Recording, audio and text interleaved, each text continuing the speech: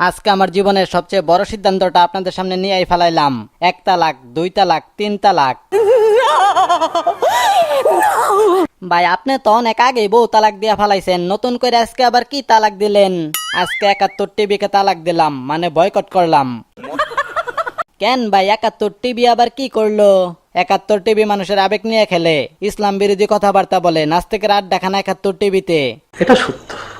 একটা ভালো টিভি চ্যানেলকে নিয়ে অযথাই আপনারা অন্ধমন্দ কথা বলতাছেন। 71 টিভি চ্যানেলটা অসাধারণ, সব সময় সত্য কথা তুলে ধরে, জনগণের চাহিদাগুলাও নিখুঁতভাবে তুলে ধরে।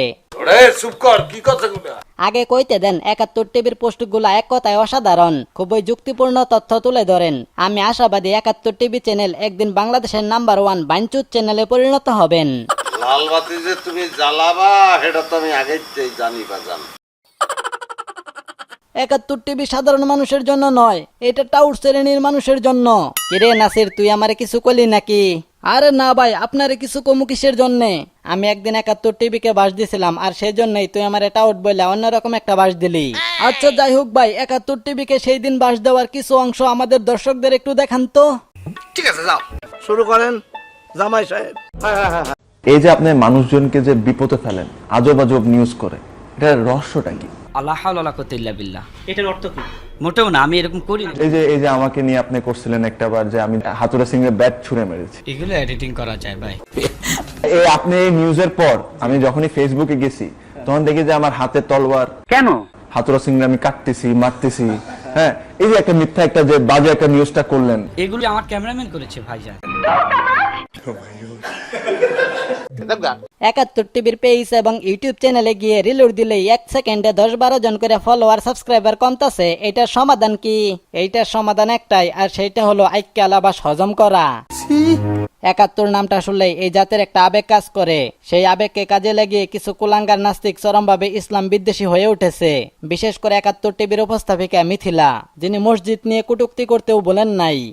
মসজিদ তো আছেই, মানে মসজিদ তো সবার আগে জমি দখলের প্রথম কাজ হচ্ছে ধর্মীয় উপাসনালয় তৈরি করা। কি হয়েছে? মসজিদ তো আছেই, মানে মসজিদ তো সবার আগে জমি দখলের প্রথম কাজ হচ্ছে ধর্মীয় উপাসনালয় তৈরি করা। তোর মাথা নষ্ট। এইটা আমরা জানতাম। এইটা নিয়ে তোমরা ওকে আর বেশি কিছু বলো না। আচ্ছা, এই মিথিলা নামের মেয়েগুলা জানি কেমন, তাদের নাম শুনলেই আমার মাল্টিপ্লাগের কথা মনে পড়ে যায়। আমার মনে হয় 71 টিভির এই মিথিলাকে ধরে সিফাতুল্লাহর কাছে পাঠিয়ে দেওয়া উচিত। অবশ্যই যজ্ঞা।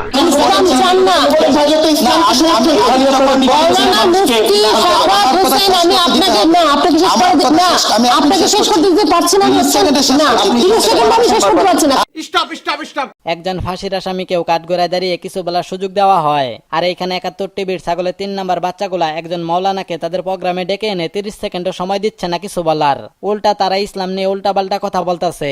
আসলে তারা কি চায়? তারা চায় ইসলামকে পুরোপুরি ধ্বংস করে দিতে, আর সেটা আজকে আমি প্রমাণ করে দিমু। তাই নাকি?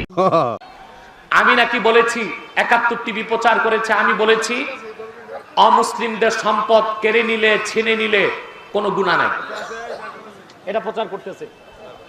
আচ্ছা বলেন, আমার বক্তব্য খণ্ডন করে তারা প্রচার করছে। দেখাও দেখাও। ওয়েট তাদের কেউ কেউ ভিন্ন ধর্মের মানুষদের সম্পত্তি দখলের উস্কানিও দেন, যা আইনের সুস্পষ্ট লঙ্ঘন। আরো জানাচ্ছেন ওহিদুল ইসলাম।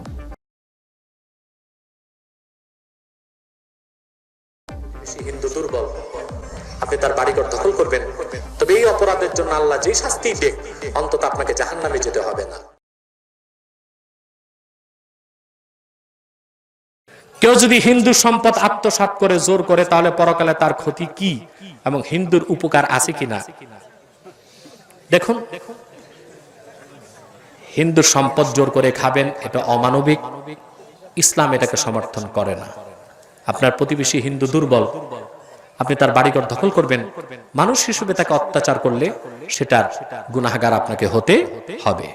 তবে এই অপরাধের জন্য আল্লাহ যে শাস্তি দেখ, অন্তত আপনাকে জাহান্নামে যেতে হবে না, অন্য কোন ধরনের শাস্তি আপনাকে ভোগ করতে হবে। আর একবার মন দিয়ে শুনুন হুজুর কি বলছে, আর 71 টিভি কি প্রচার করছে।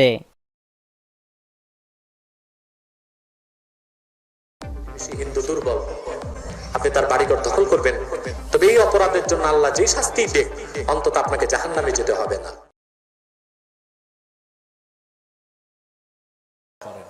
আপনার প্রতিবেশী হিন্দু দুর্বল, আপনি তার বাড়িঘর দখল করবেন, মানুষ হিসেবে তাকে অত্যাচার করলে সেটার গুনাহগার আপনাকে হতে হবে। তবে এই অপরাধের জন্য আল্লাহ যে শাস্তি দেখ, অন্তত আপনাকে জাহান্নামে যেতে হবে না, অন্য কোন ধরনের শাস্তি আপনাকে ভোগ করতে হবে। সবশেষে একটি কথাই বলবো, যারা ৭১ টিভির সাথে ৭১-এর চেতনার মিল খুঁজে বেড়াচ্ছেন তাদের জেনে রাখা উচিত সুন্দরবন আর সুন্দরবন কুরিয়ার সার্ভিস এক নয়। কথা সত্য। ৭১ সাল শ্রদ্ধার আর ৭১ টিভি লজ্জার, ৭১ সাল অর্জনের আর ৭১ টিভি বর্জনের। জি স্যার, আপনি ঠিক বলিয়াছেন।